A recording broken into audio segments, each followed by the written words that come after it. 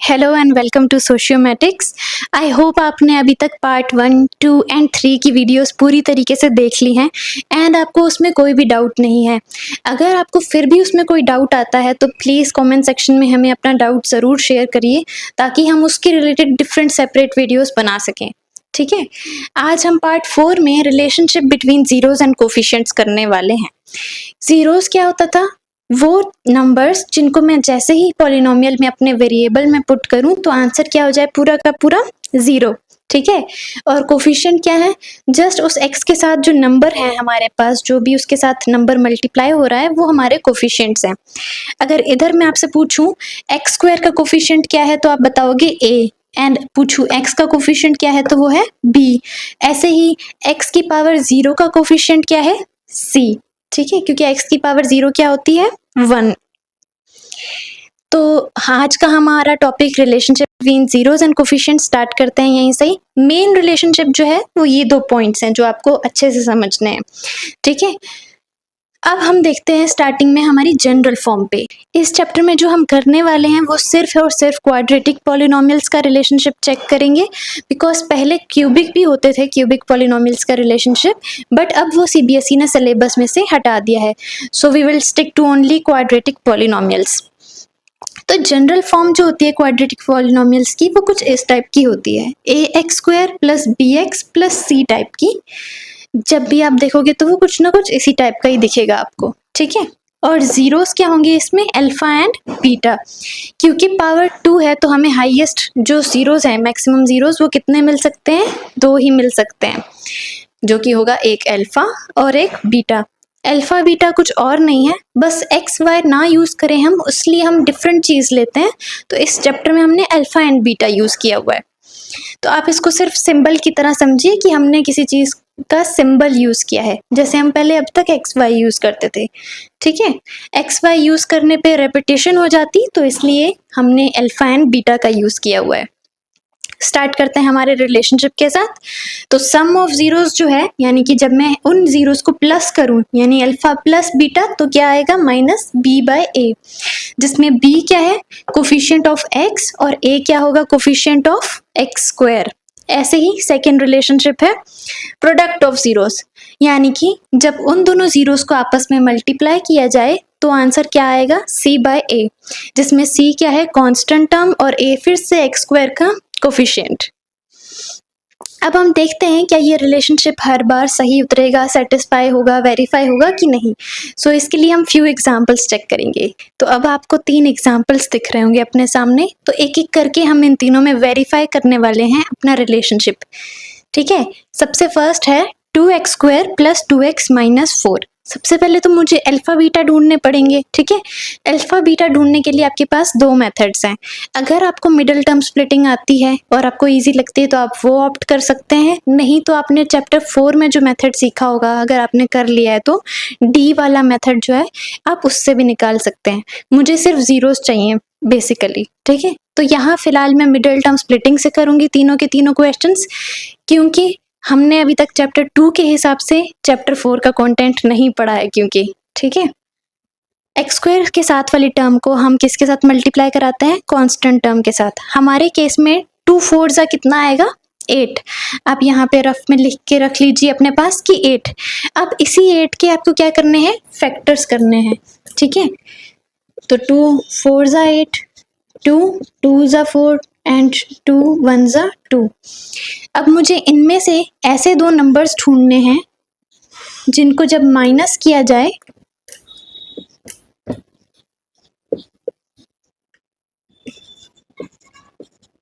एक मिनट, हाँ मैं ये नोट कर लूँ।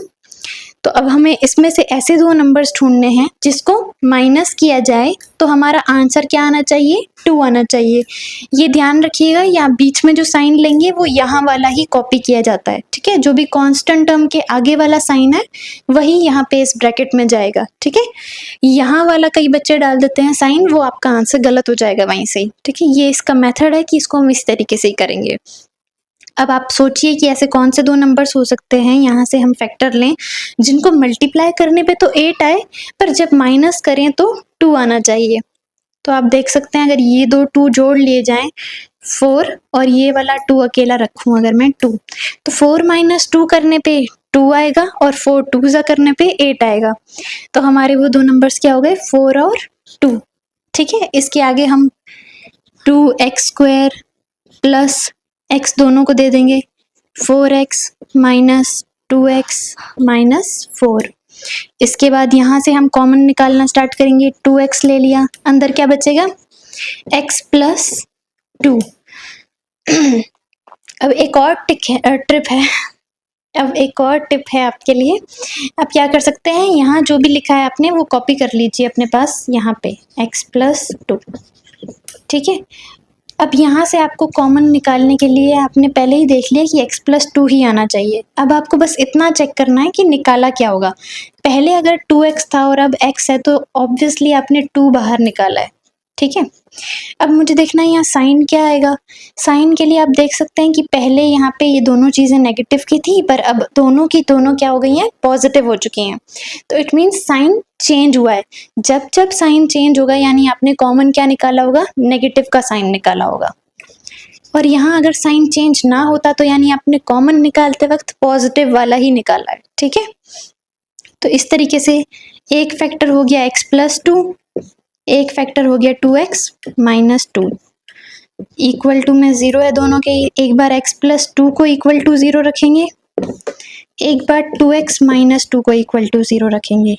यहाँ पे x कितना आ रहा है आपका, -2, यहाँ पे x कितना आ रहा है, 1। ठीक है, तो आप देख सकते हैं मेरा अल्फा कितना आया है इस केस में, -2, और इस केस में बीटा कितना आया है मेरा, 1। ठीक है, यहाँ पे अब थोड़ा स्पेस खत्म हो गया है, वो सारा स्पेस मैंने उन दोनों के लिए रखा था। मुझे थोड़ा टाइम दीजिए, मैं थोड़ा इसे इरेज कर लूँ ताकि, और फिर आपको क्लियरली दिख जाएगा। ठीक है, तब तक आप इस मिडल टर्म स्प्लिटिंग का स्क्रीनशॉट ले सकते हैं।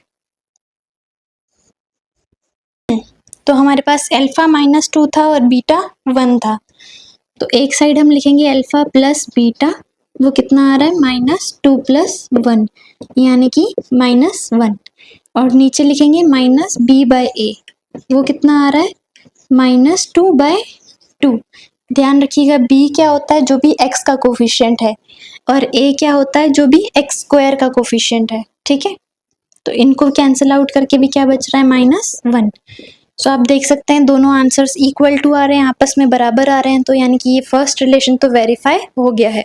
ठीक है, ऐसे ही सेकेंड रिलेशनशिप के लिए अल्फा इंटू बीटा करेंगे जैसे ही, तो -2 इंटू 1, तो कितना आएगा, -2, और c/a के हिसाब से -4/2, बिकॉज c क्या है, ये पूरी कांस्टेंट टर्म विद साइन, जो भी उसके साइन आगे लगा हुआ है आप c में पूरा लेंगे। ठीक है, चाहे a b c कुछ भी लिख रहे हैं साइन के साथ लिखेंगे अपना। तो -4 डिवाइडेड बाय 2 कितना आ जाएगा, -2। तो आप देख सकते हैं दोनों के दोनों रिलेशनशिप्स वेरीफाई हो रहे हैं, सम ऑफ जीरो भी एंड प्रोडक्ट ऑफ जीरोस भी। ठीक है, इसी के साथ अब हम अपने सेकंड एग्जाम्पल पे चलते हैं। तो जिनको समझ आ गया है वो खुद ट्राई करने की कोशिश कीजिए, बाकी जिसको नहीं आया है वो सेकंड एग्जाम्पल पे फोकस करिए। ठीक है, तो अब हम सेकंड एग्जाम्पल सॉल्व करने चलते हैं कि देखते हैं उसमें क्या हुआ। सेम चीज़ हम इसमें भी रिपीट करेंगे कि x² के साथ कुछ नहीं है तो यानी 1, तो इस 1 को इस 3 से मल्टीप्लाई कराएंगे तो कितना आएगा आंसर, 3। तो 3 के ऐसे दो नंबर देखने हैं जिनको मल्टीप्लाई करने पे तो 3 आता हो, बट प्लस करने पे क्या आता हो, 2√3। तो x² प्लस ब्रैकेट, यहाँ प्लस था तो यहाँ भी प्लस कॉपी कर दिया मैंने। ठीक है, यहाँ x और ये +3। ठीक है, अब आप ये सोचिए कि 3 के ऐसे कौन से दो फैक्टर्स हैं जिनको प्लस करने पे 2√3 आए। एक चीज़ ध्यान रखिए, जब भी आपको बीच में रूट लेके आना है कि बीच में रूट आना चाहिए, तो आप फाइंड करते वक्त ही सिर्फ रूट में ही ध्यान दीजिए कि रूट वाली चीज़ों में ही देखिए कि आखिर ऐसे कौन से दो रूट्स हैं जिनको मल्टीप्लाई करने पे भी 3 आता हो। तो आंसर बहुत सिंपल है, √3 इंटू √3। और दूसरी चीज़, रूट में जब भी प्लस करते हैं ना तो सेम रूट वाले ही आपस में प्लस हो सकते हैं, जैसे कि √2 में ही प्लस हो सकेगा, √2 + √3 नहीं कर सकते हम। मतलब इन द सेंस कि उसमें कुछ एक नंबर नहीं आएगा कि फाइनल ऐसा 2√3 या 2√6 ऐसा कुछ नहीं आएगा। तो आपको ये ध्यान रखना है कि अगर √3 दिया हुआ है तो यहाँ भी वैसे √3 का ही कुछ ना कुछ आएगा और यहाँ भी √3 का ही कुछ ना कुछ आएगा, ठीक है, तभी वो प्लस होके कुछ आगे का फाइनल दे पाएंगे। बस ये ध्यान देना है कि यहाँ और यहाँ नंबर क्या होने चाहिए जो इन दोनों √3 से मल्टीप्लाई हो रहे हो। अब आपको क्लियरली दिख रहा होगा √3 प्लस √3 तो डायरेक्टली 2√3 हो गया। इस केस में मुझे कोई नंबर लगाने की नीड ही नहीं पड़ी, बट बाकी कई ऐसे केसेस आ सकते हैं जहाँ आपको कुछ नंबर ढूंढने पड़ेंगे, क्या हो सकते हैं दूसरे नंबर्स, ठीक है। तो √3 प्लस √3 करने पे 2√3 आता है और √3 इंटू √3 करने पे सिर्फ 3 आता है, ठीक है। सेम रूट के नंबर्स को जब भी मल्टीप्लाई करते हैं तो वो नंबर रूट से बाहर आ जाता है। अगर किसी को नहीं पता है तो उनके लिए, अगर √2 इंटू √2 करें तो 2 आएगा आंसर, √6 इंटू √6 करें तो 6 आएगा आंसर, ठीक है। यहाँ पे हम आगे कंटिन्यू करते हैं तो क्या आएगा, x² plus √3x plus √3x plus 3। इनमें से कॉमन लेते टाइम मुझे दिख रहा है सिर्फ x ही कॉमन ले सकते हैं हम लोग, तो x लेने के बाद अंदर क्या बचेगा, x प्लस √3, ठीक है। यही कॉपी कर लीजिए यहाँ पे x प्लस √3।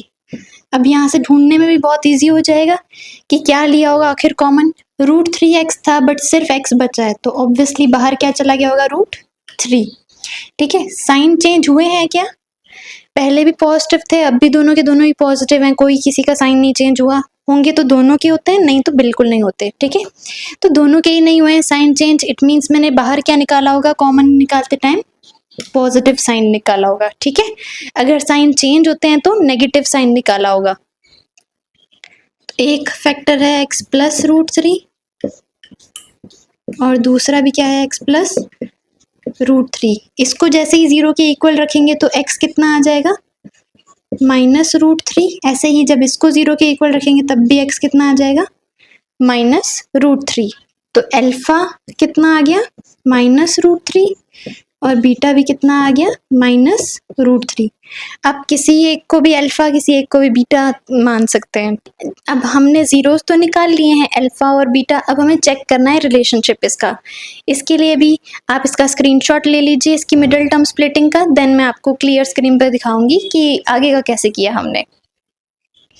तो अब रिलेशनशिप चेक करते हैं कि क्या आएगा इनका, ठीक है। अल्फा प्लस बीटा करेंगे जैसे ही तो माइनस √3 एंड माइनस √3, क्योंकि दोनों ही नेगेटिव √3 थे तो आंसर कितना आ जाएगा, -2√3, ठीक है।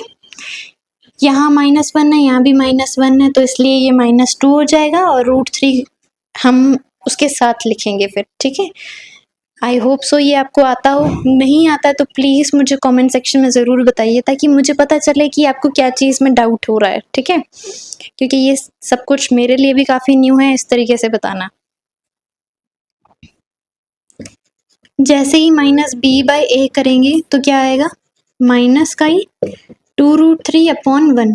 तो आप देख सकते हैं दोनों चीज़ें आपस में बिल्कुल सेम है, तो फर्स्ट पार्ट तो हमारा वेरीफाई हो चुका है। अब जैसे ही अल्फा इंटू बीटा करेंगे तो -√3 इंटू में माइनस का ही √3, तो रूट से रूट कैंसिल हो जाएगा तो हमारा आंसर क्या आएगा, सिर्फ 3, क्योंकि माइनस माइनस भी क्या हो जाएगा, प्लस, ठीक है। और c/a करने के टाइम पे क्या आएगा, 3/1। तो यहाँ पे भी हमारा आंसर क्या हो गया, वेरीफाई, ठीक है। अब हम चलते हैं हमारे नेक्स्ट पार्ट पे जो इसका लास्ट पार्ट है, विच इज t² - 5। अब यहाँ तो बीच की टर्म ही नहीं है जिसमें साथ में t मल्टीप्लाई हो रहा होता, तो इसका क्या करें, ये बहुत इजी है, उल्टा ये उन दोनों से भी ज़्यादा इजी है क्योंकि यहाँ सिर्फ 2 टर्म्स हैं और दोनों 90% ऑफ द टाइम आपको माइनस होती हुई दिखेंगी। अगर माइनस ना हो रही हो, प्लस का साइन हो, तो या फिर उसमें कॉमन लेने का कुछ ना कुछ मिल रहा होगा, ठीक है। यहाँ माइनस का साइन है तो हमें क्लियर इंडिकेशन मिल जाता है कि a² - b² लगाना है, क्योंकि उसी में ही 2 पार्ट्स मिलते हैं, a + b और a - b, ठीक है। अगर माइनस की जगह प्लस का साइन होता तो कुछ ना कुछ कॉमन रिलेटेड ही होता, कि कुछ कॉमन निकालते तब अंदर कुछ बच रहा होता, ठीक है। यहाँ हम करेंगे t² - अब 5 को किसके स्क्वायर की तरह लिखूं, 5 तो परफेक्ट स्क्वायर है ही नहीं, जब भी कोई नंबर इस टाइप का हो तो आप उसको क्या लिखेंगे, रूट में लिख देंगे कि ये किसका स्क्वायर है, रूट 5 का स्क्वायर है। ऐसे अगर 11 दिया होता तो क्या लिखते हैं, रूट 11 का स्क्वायर है। तो a plus B into a minus B, इसमें सारे स्टेप कट जाते हैं, 2 स्टेप में इसका आंसर आ जाता है। तो एक बार t किसके इक्वल है, माइनस रूट 5 के, और दूसरी बार किसके इक्वल है, रूट 5 के। ठीक है, तो अल्फा मेरा है माइनस रूट 5 और बीटा क्या है हमारा, रूट 5।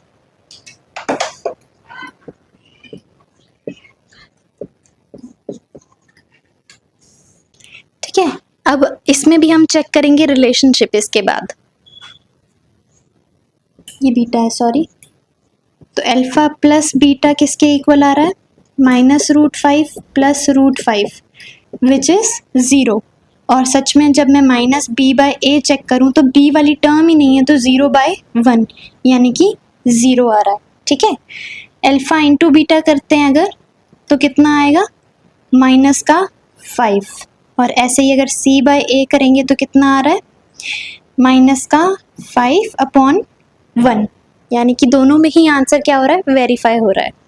ये है हमारा फर्स्ट टाइप ऑफ क्वेश्चन जो आता है इस चैप्टर में से, जिसमें आपको रिलेशनशिप वेरीफाई करके दिखाना होता है, जिसमें आपका फर्स्ट स्टेप होगा मिडिल टर्म स्प्लिटिंग, या फिर किसी भी तरीके से बस जीरोस निकालने हैं आपको। ठीक है, अल्फा और बीटा, जैसे ही ये दोनों आ जाएंगे अल्फा और बीटा, सेकंड स्टेप में आपको दोनों को एक बार प्लस करना है और फिर देखना है माइनस बी बाय ए में भी ओ यही सेम आ रहा है, तो वो वेरीफाई हो गया। अल्फा इंटू बीटा करके दिखाना है, फिर दिखाना है सी बाय ए में भी यही आ रहा है, तो ओ ये भी वेरीफाई हो गया। ठीक है, इतना सा क्वेश्चन है और इसके 3-4 मार्क्स आराम से मिल जाते हैं, तो ये बहुत ज़्यादा स्कोरिंग पार्ट है मेरे हिसाब से। तो आप इसकी और प्रैक्टिस करिए और ये बिल्कुल से आप अच्छे से अटेम्प्ट करके आइएगा ये वाला पार्ट। ठीक है, अब हम देखते हैं इसी का ही टाइप 2 का question. So we are back with another type of question from this same topic, जिसमें आपको गिवन होगा कि सम ऑफ ज़ीरोज़ क्या है एंड प्रोडक्ट ऑफ ज़ीरोज़ क्या है। आपको उसके हिसाब से बनाना होगा कि पॉलिनोमियल आखिर होगा क्या, जिसके वो sum of zeros and product of zeros आपको गिवन है। ठीक है, ये भी बहुत छोटू सा टॉपिक है और ये भी काफ़ी स्कोरिंग सही है मेरे हिसाब से, बट ये कम मार्क्स का ही आता है ऑब्वियसली। बस अगर ज़ीरोज़ काफ़ी कुछ लेंथी टाइप का दिया है, कुछ रूट वगैरह इन्वॉल्विंग है, तो ही ये ज़्यादा मार्क्स का क्वेश्चन बन सकता है। ठीक है, और क्वेश्चंस की प्रैक्टिस हम नेक्स्ट वीडियो से करेंगे, क्योंकि ये हमारा लास्ट टॉपिक है। इसके बाद जो वीडियोस आएंगी वो इम्पॉर्टेंट क्वेश्चंस की होंगी, तो उनको मिस बिल्कुल मत कीजिएगा, क्योंकि उसमें मैं अपने जो भी टॉप मोस्ट इम्पॉर्टेंट क्वेश्चंस हैं या फिर डिफरेंट टाइप के क्वेश्चंस हैं जो बन सकते हैं इस चैप्टर में से, वो सारे डालने वाली हूँ। ठीक है, तो इसमें हमें दिया क्या हुआ है कि k times x square minus alpha plus beta of x plus alpha beta, अगर इस टाइप से मैं चाहूँ तो बना सकती हूँ अपना पॉलिनोमियल। ठीक है, ये आपको गिवन होगा, ये आपको गिवन होगा, तो आपको बस डालना है और आपको आपका पॉलिनोमियल मिल जाएगा। याद करने के लिए या आप ये याद कर सकते हैं या फिर आप ये वाला फॉर्म याद कर सकते हैं, ये SOZ यानी सम ऑफ ज़ीरोज़, और ये POZ यानी ये प्रोडक्ट ऑफ ज़ीरोज़।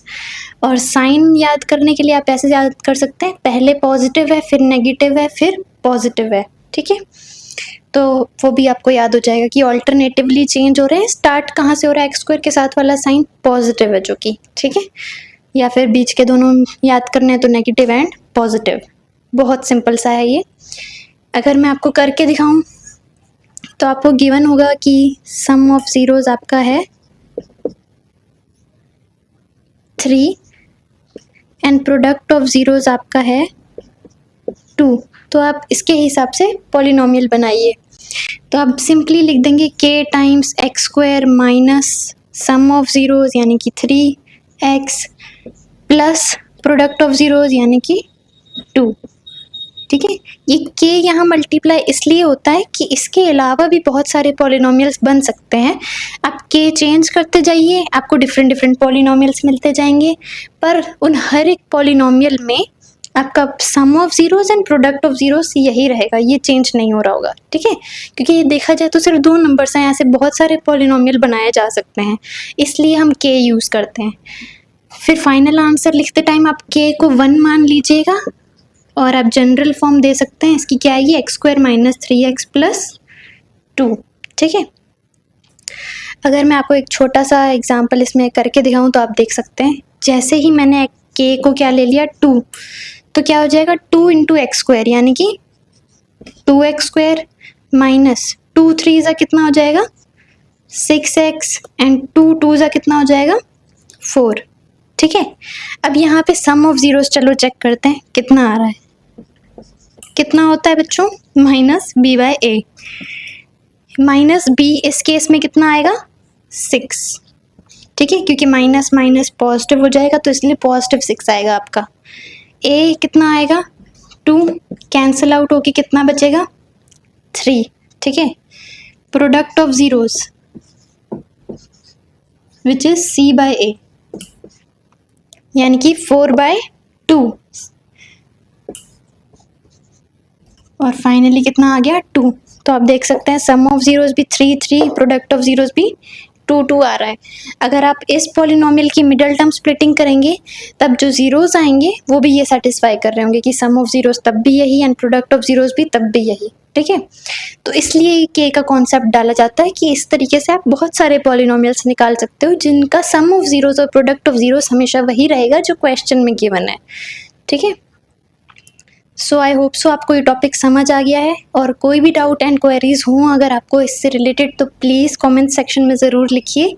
एंड जल्दी मिलते हैं हमारे नेक्स्ट पार्ट के साथ जिसमें हम डिस्कस करने वाले हैं बहुत ही इंपॉर्टेंट क्वेश्चंस जिसमें बहुत वैरायटी होने वाली है। So please stay tuned.